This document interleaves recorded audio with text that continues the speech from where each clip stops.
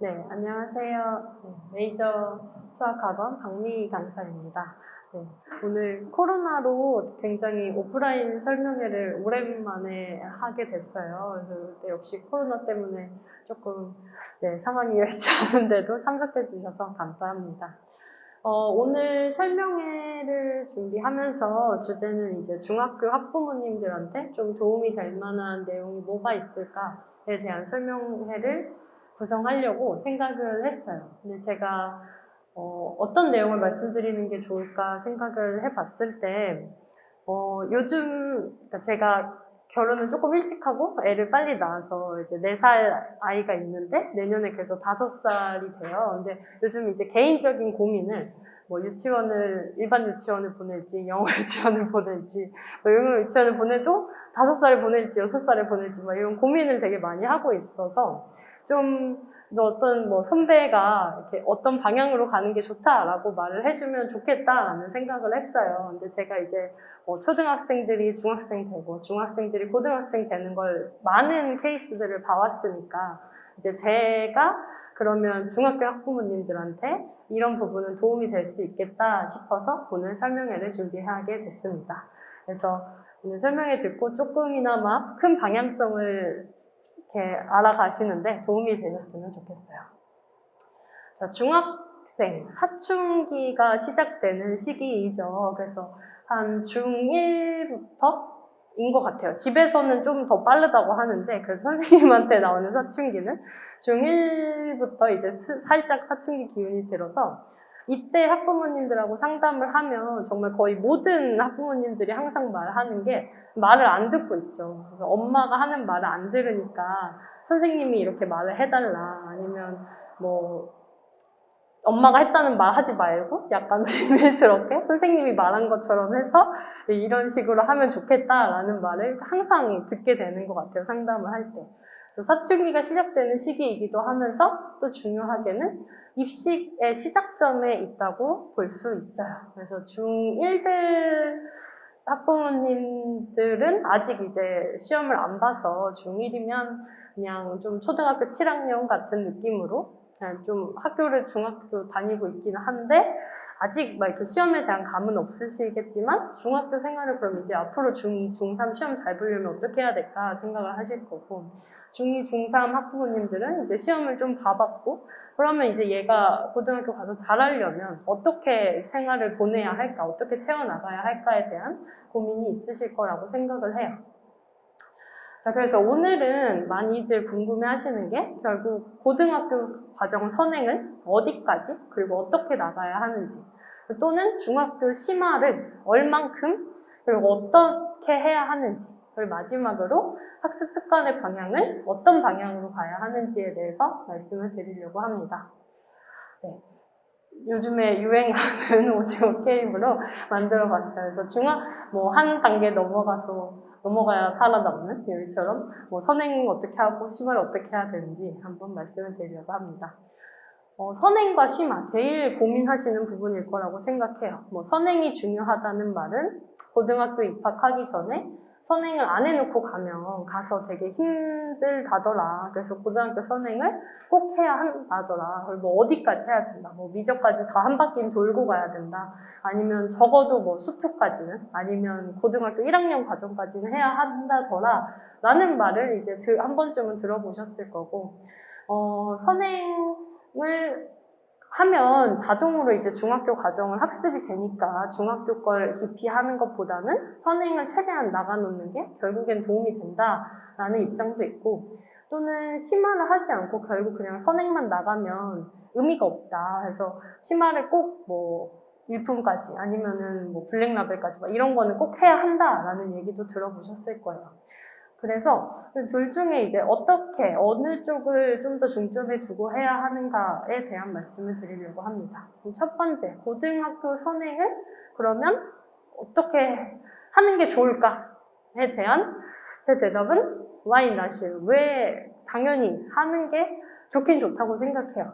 단 뒤에 나오는 기준이 충족된다면 얘가 어떤 그 기준에 잘 따라온다면 해서 나쁠 이유는 전혀 없어요. 고등학교 선행을 해서 나쁠 이유는 전혀 없다고 생각을 해요. 자, 그러면 왜 그러냐면 제가 어제도 어떤 학부모님이랑 이제 상담을 했는데 이 학생은 제가 초등학교 6학년 때부터 맡아서 지금 고1이 된 학생이에요. 근데 이제 확실히 고등학교 가니까 좀 시간이 없더라라는 말을 어제 하셨어요. 그래서 고등학교의 스케줄인데요. 고등학교도 뭐 시험 보는 건 똑같죠. 중학교랑 중간고사 보고 기말고사 보고 여름방학 있고 중간고사 기말고사 보고. 자, 근데 중학교 때랑 좀 다른 점은 중학교 때는 중간고사를 일단 작년에는 좀 안 보기도 했었죠. 많이 코로나 때문에 안 보고 시험을 한 번만 볼 때도 있고 수행평가를 이 사이사이에 준비하고 그러니까 시험 사이사이 수행평가를 보는 건 똑같은데 차이점은 중학교는 학기 중에 그래도 틈이 있어요. 학기 중에 뭐 한 시험 중간고사 끝나고 기말 대비 들어가기 전에 뭐 길면 한 달 아니면 한 3주 정도는 고등학교 과정을 나갈 시간이 있거든요. 근데 고등학교에서는 사실 그냥 학기 중에는 선행을 할 생각을 아예 할 수가 없어요. 그거는 잘하는 친구들은 당연히 잘하는 친구들도 마찬가지예요. 상위권 친구들도 그 아이들은 이제 내신에서 1등급을 받아야 하잖아요. 1등급이면 반에서 1명이거든요. 반에서 1명, 2등급은 반에서 2등 아니면 3등까지. 그러면 내가 그 자리를 유지하려면 얼마나 많은 현행 심화를 해야겠어요. 그래서 학기 중에는 선행을 할 시간이 아예 없다. 그러면 방학밖에 없는 건데 여름방학은 낙생 이런 데는 한 2주거든요. 2주고 아니면 그러니까 학교 매해 뭐 체육관 공사한다 막 이런 거에 따라서 다르긴 한데 여름방학은 한 3주 그래서 아주 길어야 4주인데 4주는 고등학교는 거의 없는 것 같아요. 3주 동안은 다음 학기 2학기 내용 하고 그래야지 그때 선행을 뭐 얼마나 나갈 수 있겠어요. 그럼 결국 겨울방학밖에는 선행을 나갈 시간이 없는데 이게 고2에서 그런 고3 되는 방학이 있고 그러니까 고1에서 고2 되는 방학이 있잖아요. 근데 고1에서 고2 되는 방학에 그러면 내년 고2에 배울 것도 해야 되고 그 다음에 만약에 그때 선행을 더 하려고 고3 때 거를 한다면 학습량이 굉장히 많겠죠. 고등학교의 또 차이는 고등학교 과정의 한 학기 내용과 중학교 내용의 한 학기 내용은 차이가 제가 체감하기로는 한 5배는 난다고 생각하거든요. 뭐 2학년 1학기를 한 2달 아니면 3달 만에 마칠 수 있다면 고등학교 수상 한 학기 과정을 하는 데는 그것보다 몇 배의 시간이 필요해요. 당연히 수원, 수투, 미적 이런 건 마찬가지일 거잖아요. 그래서 걔네를 선행을 안 하고 간다면 좀 고등학교 가서 힘들 수 있어요. 수학만 할 수 없잖아요. 국어도 해야 되고 과학도 해야 되고 하는데 그래서 시간이 좀 없다. 그래서 고등학교 가기 전에 해서 나쁠 건 없다라는 말씀을 드리고 싶어요. 아까 전에 말한 그 학생이 그래도 반에서 그래도 한 3, 4등 정도는 했나봐요. 1학기 때. 그래서 이제 학교 선생님도 대놓고 물어보셨대요. 이제 상담을 할 때 너 수학 선행 어디까지 했냐? 과학은 어디까지 몇 바퀴 돌고 왔냐? 대놓고 물어보셨대요. 그래서 너가 지금은 1학년이라서 1학년인데 나중에 2, 3학년 때 잘하려면 좀 겨울방학에 그래서 공부를 많이 해야 한다 해서 좀 걱정을 하시면서 전화를 했어요. 그래서 고등학교 선행을 안 할 필요는 없다. 할 수 있으면 꼭 하자. 자, 근데 중요한 게 그럼 얼만큼 해야 하냐인데 얼마나 보다 사실은 어떻게 하느냐가 중요해요. 근데 이과를 희망한다면 사실 이거는 좀 최소한이에요. 최소한 1년 이상은 선행을 하는 걸 추천한다. 문과도 최소한 한 학기 이상은 선행을 하자. 그래서 고등학교 입학 전에 한 중위권 친구들도 최소한 우리 수상하까지는 보고 들어가자를 목표로 잡거든요. 물론 좀 더 잘하는 친구들은 수원, 수투까지 보고 가는 친구들도 굉장히 많기는 해요. 자, 그럼 이제 조금 마음이 심란해지셨을 수도 있을 것 같아요. 그래서 지금 우리 아이가 몇 학년이고, 그리고 선행을 어디까지 나갔고, 그럼 이제 앞으로 어디까지 나가야 되는지를 좀 거꾸로 계산을 해보면, 이제 만약에 고등학교 가기 전에 미적분까지 전부 한다. 혹시 아이가 첫째이시면 고등 과정을 모르실 수 있으니까 한번 설명을 드리면 이제 중학교 내용 1학년에 있는 거고요. 1학년 1학기, 고등학교 1학년 1학기에 배우는 수상, 그리고 1학년 2학기에 배우는 수화, 그리고 2학년 1학기에 수원, 2학년 2학기에 수투, 그리고 3학년 때 미적을 하거나 아니면 기하나 아니면 확통 이런 거까지 선택 과목으로 존재하거든요. 그래서 미적분까지 한 번은 다 하고 간다라고 하면 중학교 때, 중1 때 좀 선행을 많이 할 수 있는 시기에 중학교 과정을 다 빼고 중1에서 중2 되는 겨울방학 그때 또 공부를 많이 할 수 있으니까 그때 수상하고 수하가 내용이 좀 적어서 수원, 수하 하면서 수원 마치고 수투 미적분 할 수 있어요. 자, 하지만 이거는 이제 이만큼을 할 수 있는 친구는 극히 드물고요. 여기서 이게 그냥 선행을 무조건 나가는 게 중요하다는 말씀을 드리는 게 아니어서 이거는 당연히 뒤에 나오는 어떤 기준점에 도달했을 때 다음 과정을 넘어가야 하거든요. 그러면 이 정도를 하려면 정말 수학에만 하루 종일 공부를 해야 돼요. 그러니까 이거는 사실 푸시만으로도 되는 게 아니고 학생 자체도 동기부여가 좀 되게 빡세게 돼 있고 내가 공부를 해야겠다라고 생각을 한 친구들만 이 과정을 따라올 수 있는 것 같아요. 그래서 이거를 해내는 친구는 거의 드물고 거의 가끔 나오는 친구들이고 이제 수투까지 그러면은 하는 거는 좀 이제 상위권 친구들에서는 좀 많기는 해요.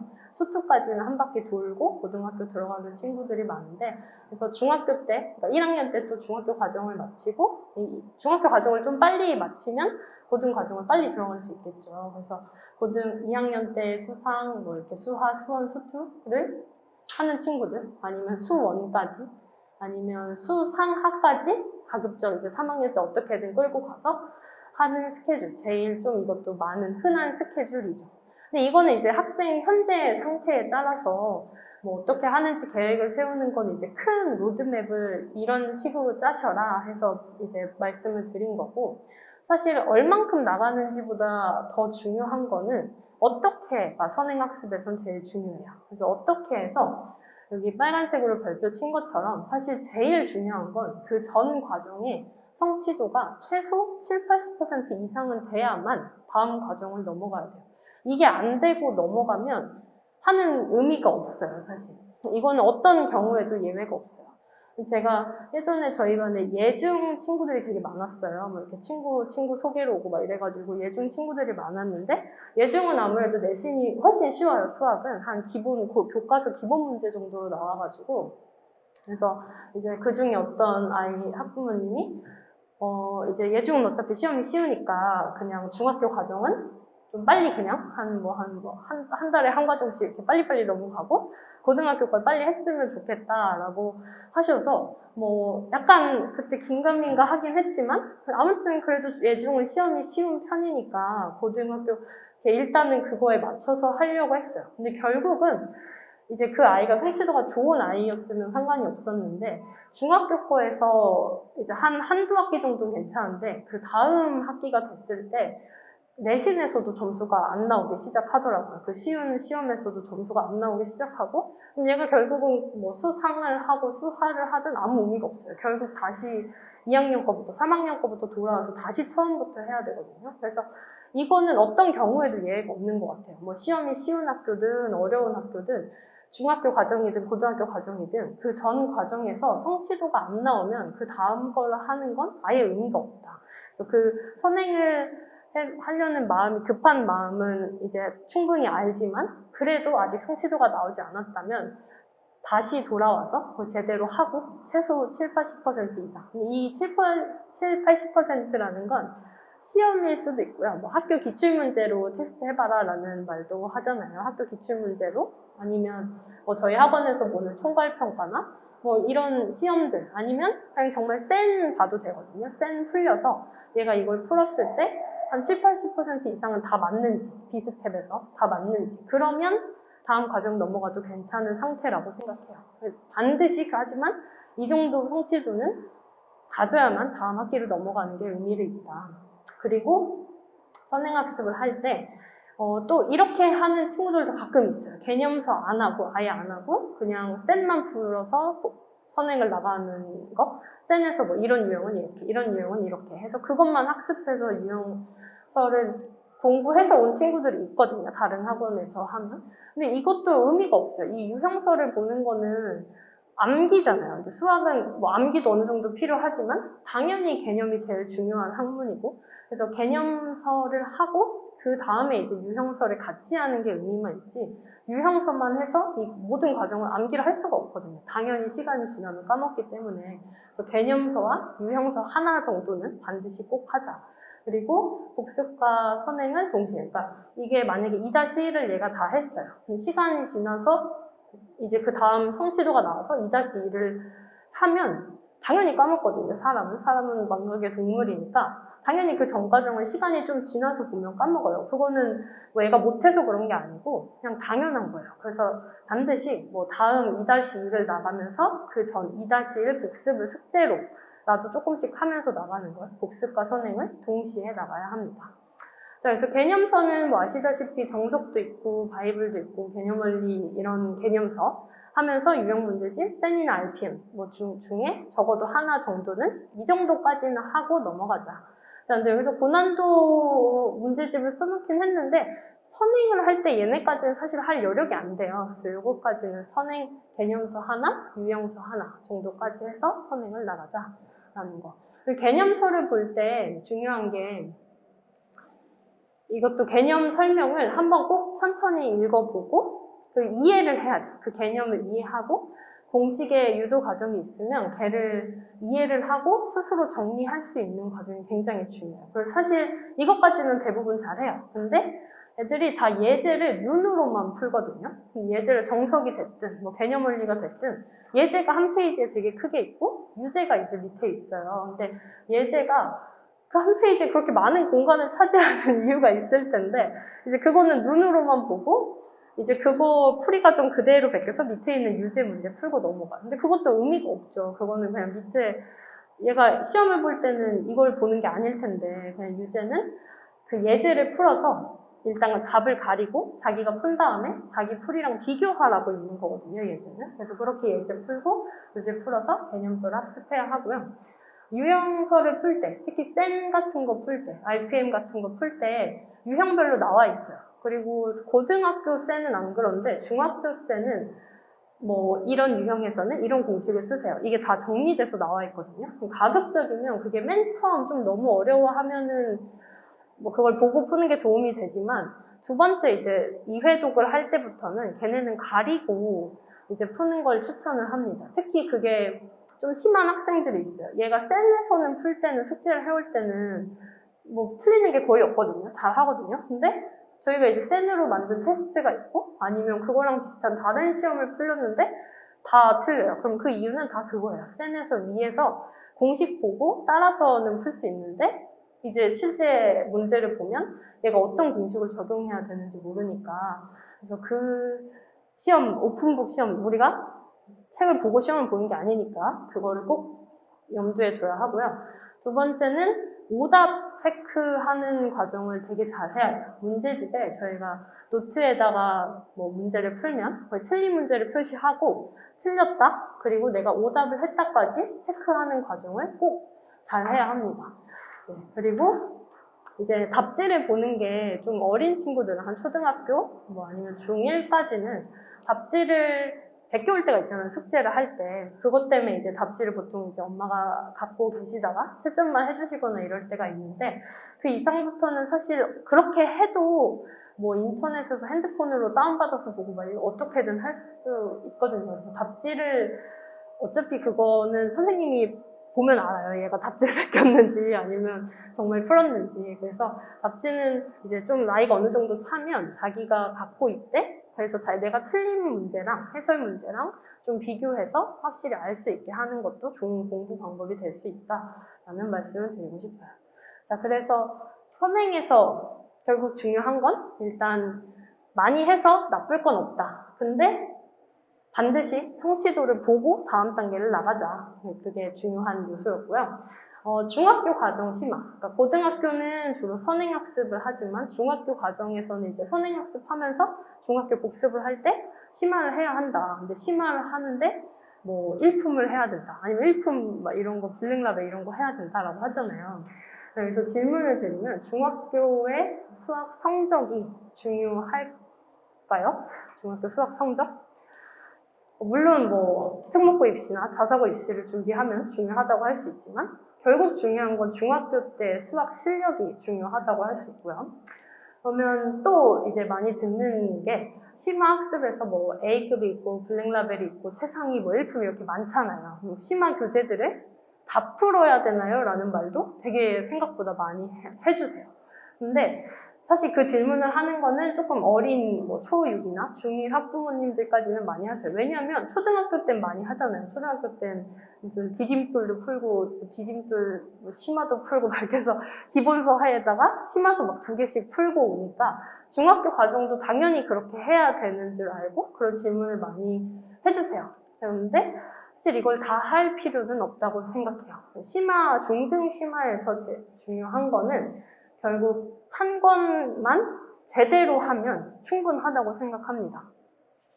한 권만 제대로 뭐 1품이 됐든 아니면 센에서 시스템이 됐든 A급이 됐든 블랙라벨이 됐든 아무튼 한 권만 제대로 하자. 근데 이것도 성취도가 중요해요. 이거를 무조건 사실 조금 뒤에서 나오지만 심화학습은, 심화교재는 꼭 해야 된다라고는 말씀드리지 않아요. 심화교재는 그러니까 센에서 성취도가 얘는 90% 이상은 나왔을 때 그 상태로 한 2-3번은 풀었어요. 한 2학년 1학기나 3학년 1학기 내용을 센에서 얘가 풀면 거의 다 맞고 거기다가 한 2-3번은 풀었다. 그러면 이제 더 이상 센을 할 필요가 없잖아요. 그때 심화를 하는 게 의미가 있다고 생각합니다.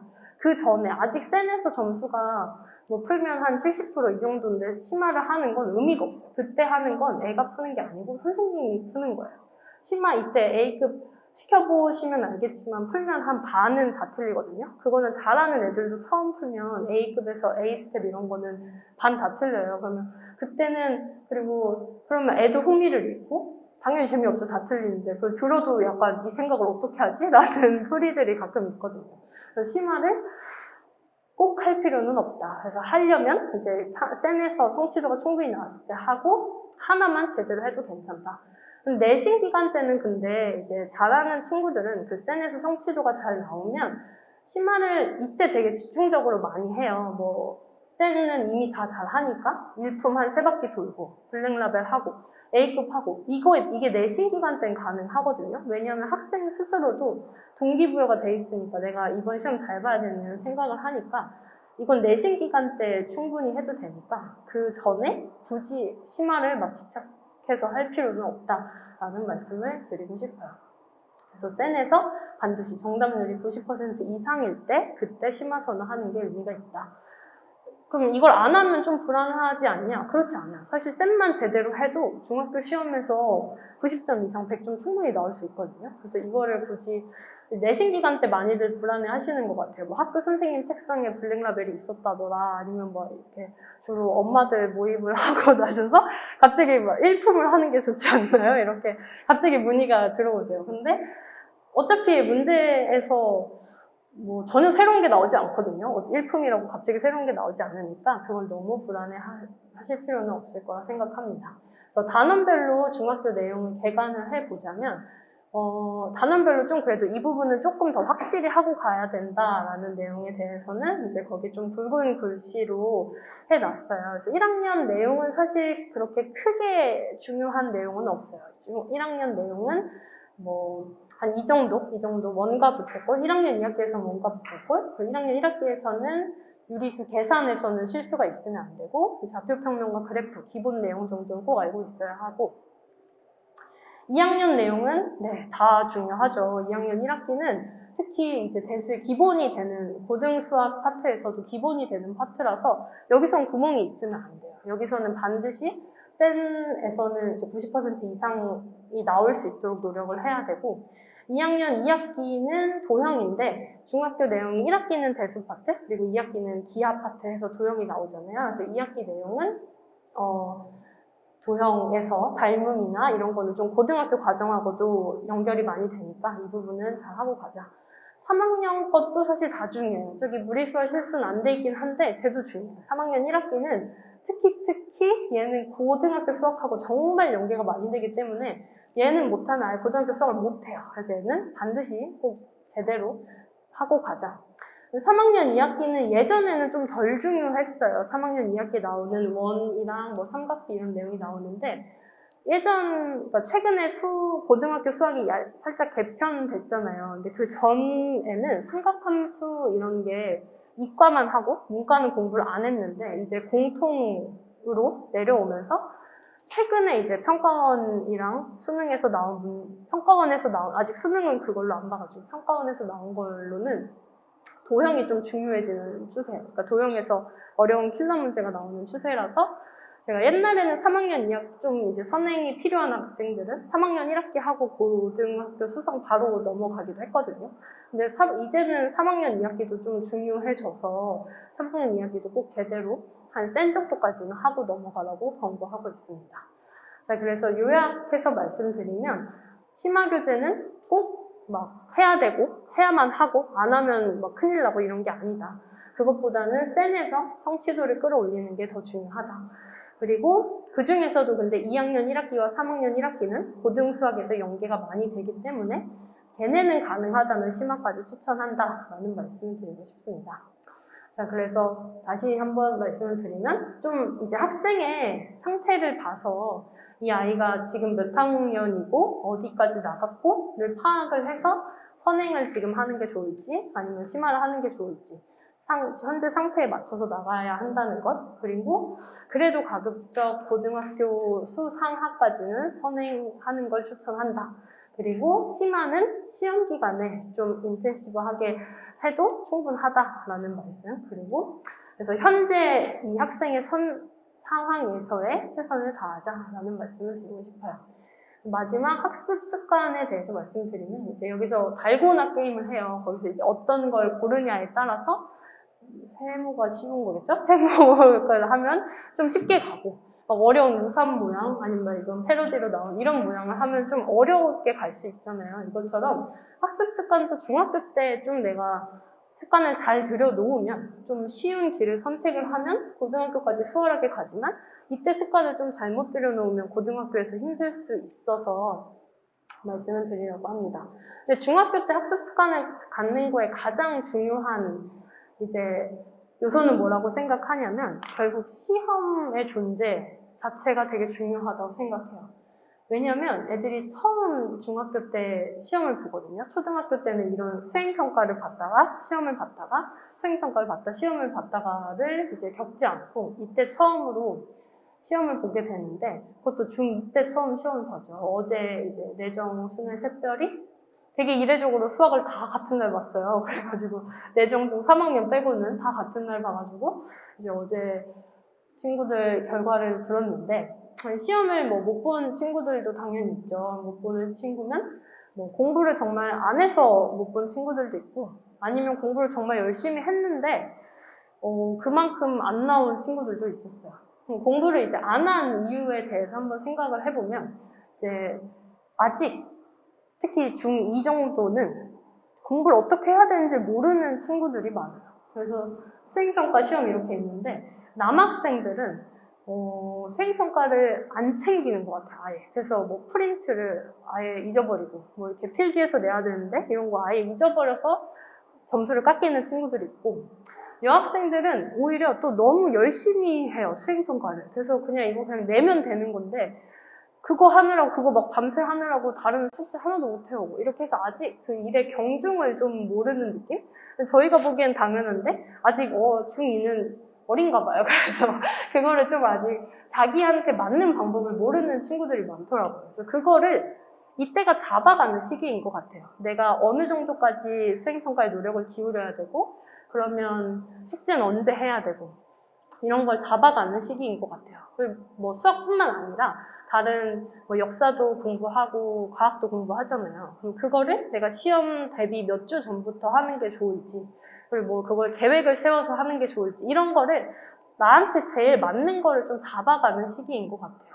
그래서 그건 그렇고 또 되게 중요한 게 아까 잘 열심히 했는데 못 보는 친구들이 있다고 했잖아요. 그게 안타깝게도 시험에서 한 명씩은 꼭 나오는 것 같아요. 저희 반이 좀 여학생들이 많아서 그래도 꽤 다 성실하거든요. 이번에도 막 1품 정말 3번 풀고 막 쌤도 정말 한 5번씩 풀고 되게 열심히 했어요. 시험도 모의평가 보면 한 개 틀리고 2개 틀리고 했는데 이제 좀 시험 때부터 걱정은 많이 됐어요. 시험 날 아침에도 선생님 저 오늘 꼭 이번에 잘 보고 싶다고 문자 오고 해서 좀 잘 봤으면 좋겠다 했는데 역시 좀 너무 부담감을 그렇게 느끼는 친구들이 시험을 한번 크게 망할 때가 한 번씩 있어요. 중학교 때. 그래서 좀 문과 좀 스타일 친구들이 그런데 같은 실력을 가진 친구들이 있어요. 그래도 어떤 애는 그냥 틀렸네 하고 그냥 넘어가거나 아니면 시험 시간에 내가 모르는 문제가 나와도 이거 좀 모르겠네 그냥 감정의 동요 없이 넘어가는 친구들이 좀 잘 봐요. 같은 실력이어도.